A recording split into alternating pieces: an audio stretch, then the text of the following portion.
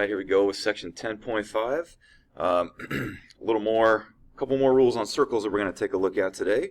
The two main ones are kind of identified up here at the top, and so they come with one main vocab word, which is a tangent.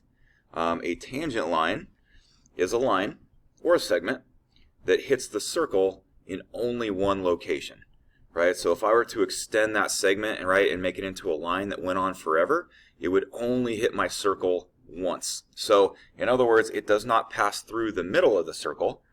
It runs alongside the circle and hits the circle in one single point, right? And that point we call the point of tangency. Okay, so if you look at that drawing that you see up here, point R that you're seeing would be the point of tangency.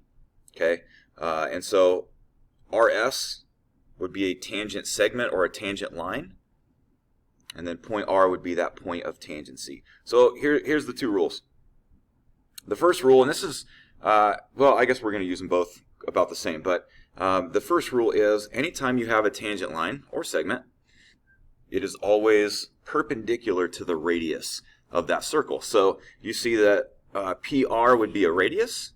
You see that SR is a tangent line or segment, right? And so because they both connect at point R, the point of tangency, the rule is they must be perpendicular to each other. All right, so that's what we're seeing out of that. So these guys, if we look right there, that's got to be a right angle. So yes, naturally this is going to come into some right triangle stuff that we've been seeing for a long time now. So that's the first one. The second one is whenever you have two tangent lines that come from the same point, so they call these common tangents. So common tangents are both tangents, but they come from the same point, right? Point S. So you can see that ST is a tangent line. You can see that SR is a tangent line, and because they both come from point S, it means that those two segments are equal to each other. Okay, so the other rule we're getting out of this is that SR is congruent to ST because they are common tangents. All right, so guys, all that vocab is spelled out for you up here, so you always have that to look back on if you need it. They've also identified everything with notation that you see over here, but it's basically we just looked at the two main rules that we're going to be working with here. So here's the first one that they kind of did for us.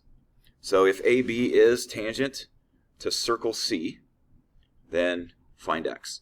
So as we look at this, what we're seeing here is if AB is tangent to the circle, well, if you look at the radius, CB, right, because they both hit point B, we know that a tangent is always perpendicular to the radius. And so that creates a right triangle, and of course, we go back to our right triangle rules like Pythagorean theorem that would allow us to solve for X.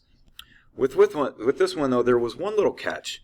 If you look at the drawing down here, if you see the 9 right there, they didn't make this extremely clear, but that 9 is only from A to D, right? It's not the entire hypotenuse, right? So 9 is just a portion of that. So what we need to recognize is, as I look right here, I can see that the radius is 8.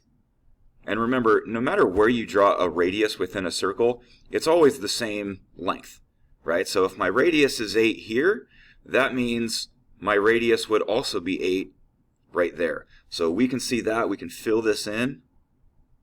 So really, if we looked at this right triangle, what we're seeing is that this leg is 8, we're seeing that this leg is X, but we're seeing that the hypotenuse would be 17, right? So if I add the two parts together, then the entire hypotenuse would be 17. So we always want to look for that and make sure that we're taking into account the entire segment. So that's where they got this set up right here.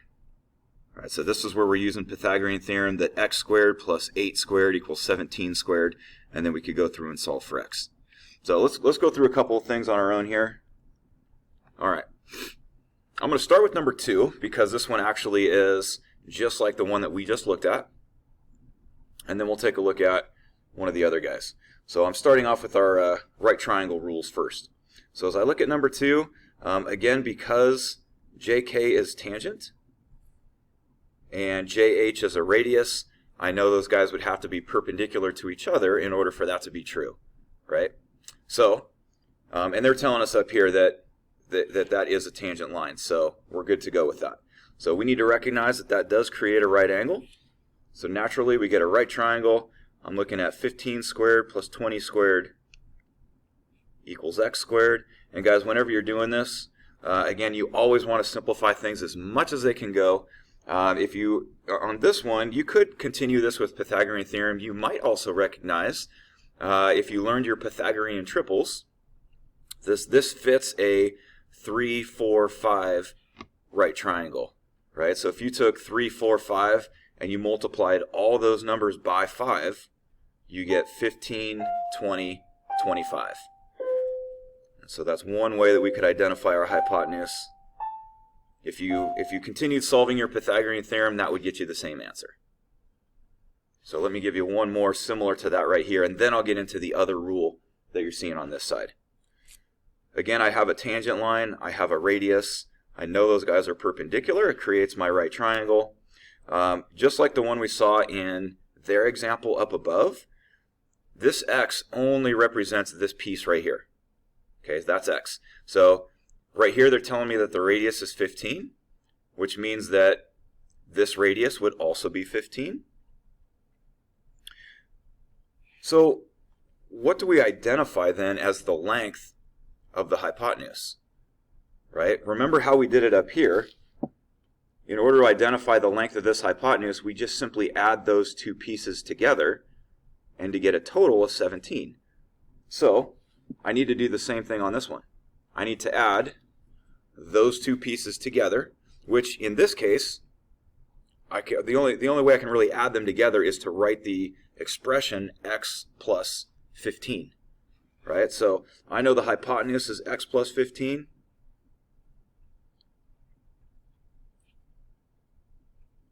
So there's my hypotenuse. I can see my legs are 15 and 36.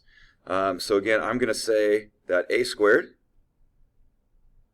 plus b squared equals c squared. So this is our c, that's our hypotenuse. So it looks like this. So you got some algebra to do on this one,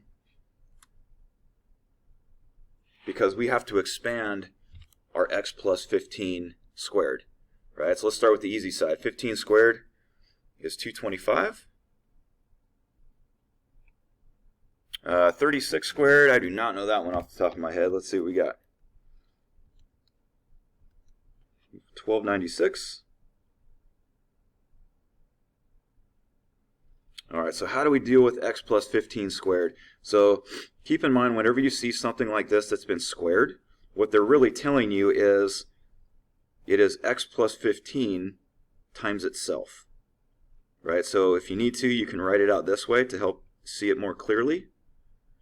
But that's really what they're giving us on that side. So on the left side, nice and simple, we can just add those together. So 1521.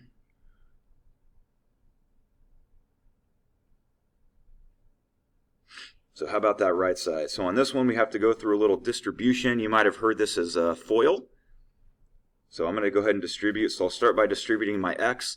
So it would become x squared plus 15x.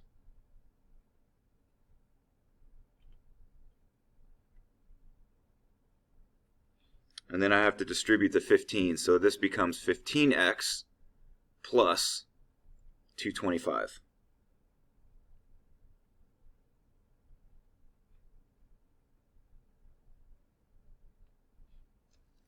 Alright, so that's how that guy would look. And now we just need to keep simplifying this.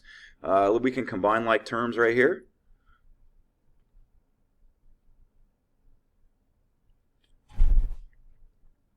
So x squared plus 30x plus 225. Alright, so what we are looking at now is solving a quadratic. Right? We are solving a quadratic right now. So one of the main things that we know about solving quadratics is we always want them to equal 0. So we're going to start by subtracting 1521 over to the other side.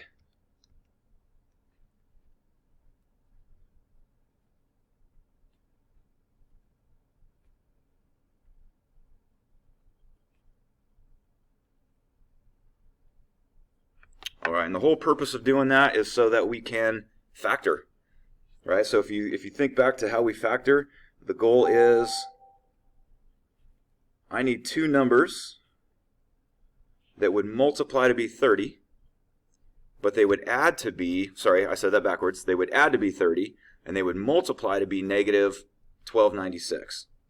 So this one was a little tough, obviously, because that's a pretty large number, so it's hard to kind of break down to figure out what are some factors of this that would add to be 30. So I basically took my calculator and I just started doing 1296 divided by, and I started finding numbers that went in there evenly, and I came across 24 and 54. So if I did x plus 54 and x minus 24, so if you look at those two factors, those are two numbers that would add to be positive 30, but if you multiply them together, you get negative 1296. So that's how I know what my winning factors are. If you really wanted to go through the steps of multiplying these together, you would find that they do get you back to that expression right there. So anyway, the idea behind this was, and this was all back to your Algebra 1 stuff, but if I were to set each one of those equal to 0, what would my two solutions be? Well, if I set x plus 54 equal to 0, and I set x minus 24 equal to 0, what are my two solutions? Out of this one, I'm going to get negative 54. Out of this one, I'm going to get positive 24. And this is where you can go back to understanding what does x represent. In this case, x represents the length of a segment. There's no way that the length of a segment could ever be negative, right? You can't have a negative length. Length has to be positive, like distance. Distance and length have to be positive. So in that case, we would only accept the positive answer as our solution. And you can always check it to make sure that it fit. If you put 24 back into your original equation here, you would see that the left side would then equal the right side. All right, so that was our tough one of the day. Let me go to the easier ones.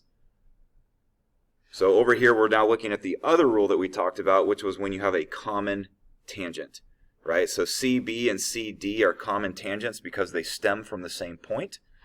So here's that guy. So the rule is simply, it means that those two tangents are equal. So I know x plus 3 is equal to 7.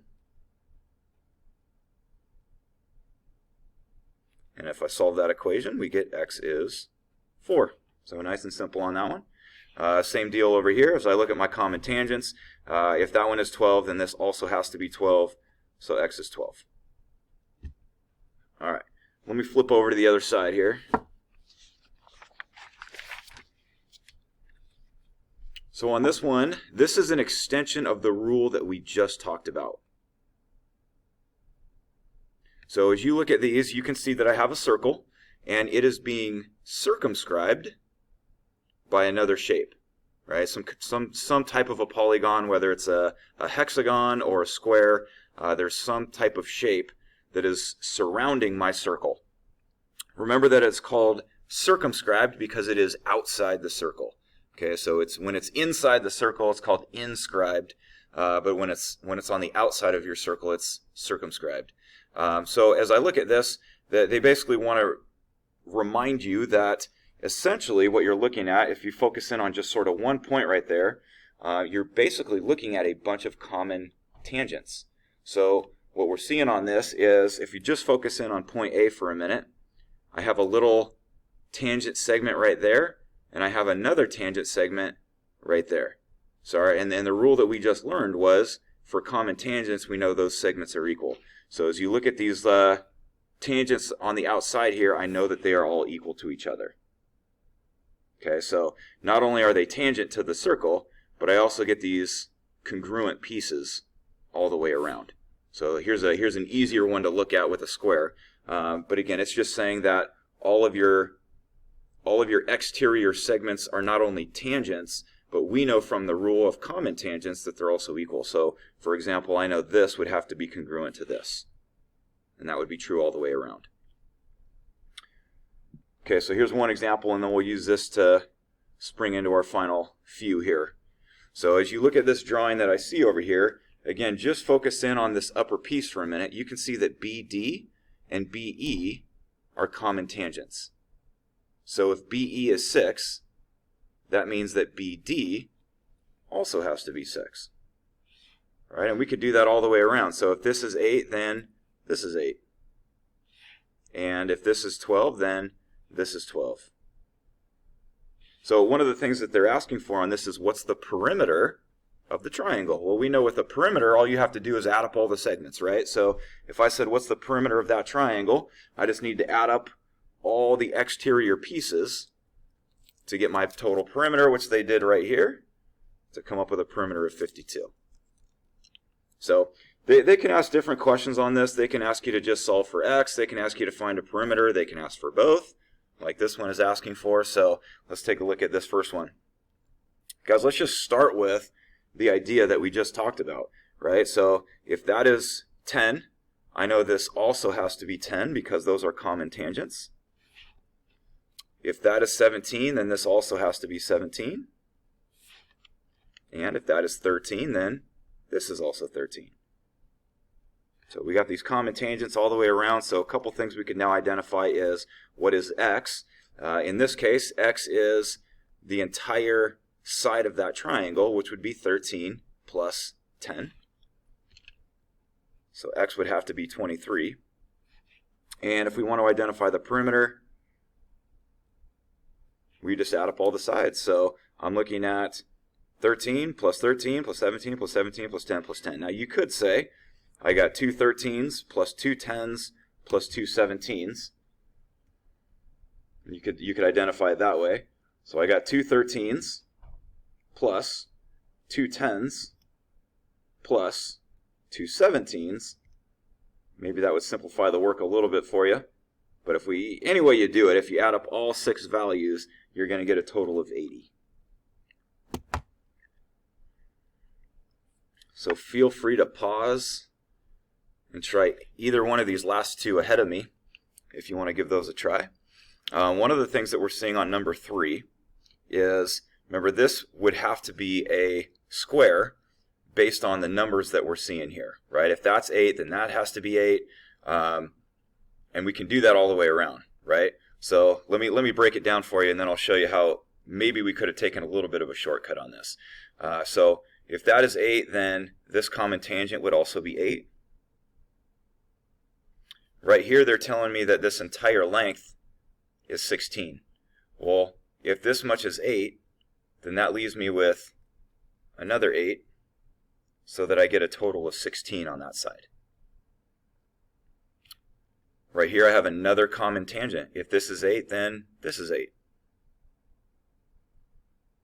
Let me go up to the top here for a minute. If this is 8, then this is 8.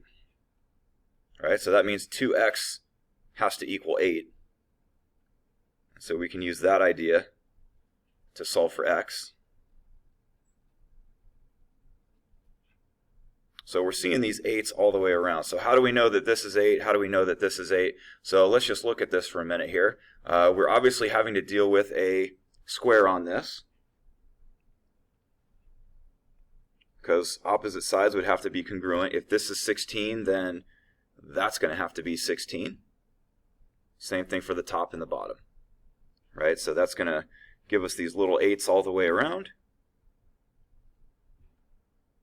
And so now we could get a perimeter. Really the easiest way to get the perimeter on this one would be to say that all my sides, all 4 sides, are 16. So for my perimeter, I can just say I got 16 times 4. And that would be my perimeter. Now if you didn't recognize that, that's okay. You could just do 8 plus 8 plus 8 plus 8 plus 8, and you could do that all the way around, and that would get you there too. All right, last one. Here's one that's obviously a little more of an irregular shape. Let's see what we got. So let's just start filling in the pieces that we see. Let's see, we got all these common tangents, right? So like if this is 3, this would have to be 3. I got this tiny little 1 right there. So that means I got a tiny little 1 right here next to it. So that little tiny triangle that you see right there has 1s on both sides. I now have another common tangent where this is 6, so this would have to be 6. And if this is 2, then this is 2. All right, so let's get our remaining pieces. X is the entire length from here to there. So 2 plus 6 is going to give us that x. As far as getting the perimeter on this one, just add up all the parts. I got 2 3s, I got 2 2s, I got 2 1s, and I got 2 6s. So if you add all of that together, let's see what that would give us. So 6 plus 4 is 10, plus 12 would give us 22, plus 2 would give us 24. All right, so guys, I just wanted to highlight this. Remember, this just stemmed from the idea of common tangents are equal. Right? Common tangents are equal. So two main rules I want to make sure we got on this was the idea that common tangents are equal, as well as don't forget that anytime you see a tangent, remember that it's always perpendicular to the radius. So if I were to draw a radius at this point, right, remember I know that that would create a right angle right there. So those are kind of the two main rules we got to take away from this one.